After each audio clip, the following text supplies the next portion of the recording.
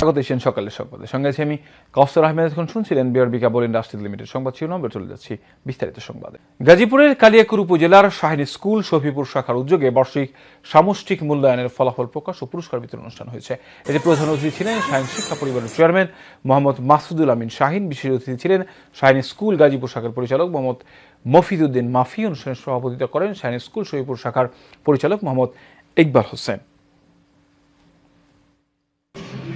শাহিন শিক্ষা পরিবার শফিপুর শাখার তরুণ মেধাবী আন্তরিক শাহিন শিক্ষা পরিবারের ট্রেনিং প্রাপ্ত শিক্ষক মন্ডলী এবং আমার প্রতিনিধিত্বকারী শাখা পরিচালক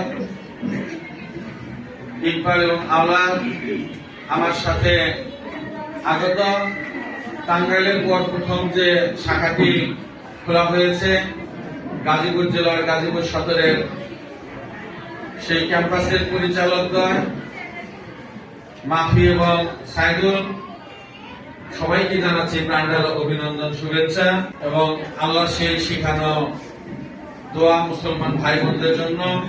আসসালামু আলাইকুম। হিন্দু ভাই বোন, শিক্ষক মন্ডলী, আদাব। শাহিন শিক্ষা পরিবারের সকল কার্যক্রমে আপনারা জড়িত আছেন। পাঠদান পদ্ধতি, প্রয়োগ পদ্ধতি, আদায় পদ্ধতি সবই আপনারা দেখতেছেন। এখানকার লেখাপড়া কেমন হয় কেমন হয় না সবকিছু আপনারা অবগত আছেন। আমরা মনের প্রাণে প্রথমে বিশ্বাস করি যে আল্লাহর রহমতে আলহামদুলিল্লাহ আল্লাহ আমাদেরকে এই দুদিনের দুনিয়ায় বেসরকারি ভাবে সর্ববৃহৎ একটি শিক্ষা প্রতিষ্ঠান তৈরি করতে আল্লাহ আমাদেরকে সুযোগ দিয়েছেন। আলহামদুলিল্লাহ, এই সুযোগ সকলের ভাগ্য হয় না। আর সে কারণে আমি আমার জায়গা থেকে সর্বোচ্চ চেষ্টা করে থাকি। তাই কিন্তু আজকে এই শাহিন শিক্ষা পরিবার আপনাদের একটি আস্থার প্রতিষ্ঠান হিসাবে পরিণত হয়েছে। আপনারা গুরুত্ব সহকারে দেখবেন।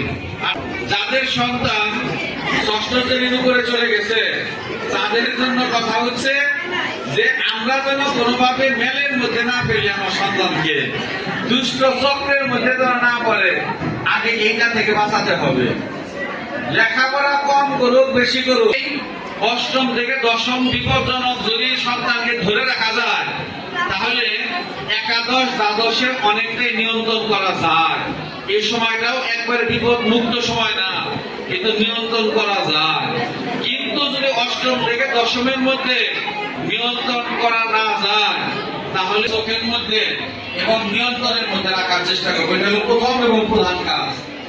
পাশাপাশি আমরা যে ক্লাসগুলো করাই আমরা সর্বোচ্চ আন্তরিকতা দিয়ে করানোর চেষ্টা করে থাকি।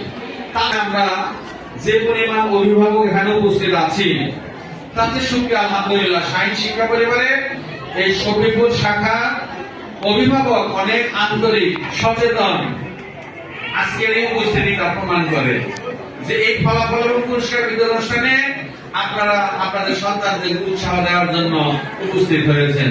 এর জন্য আমি আবারও আপনাদেরকে ধন্যবাদ, কৃতজ্ঞতা এবং সাধুবাদ জানাই।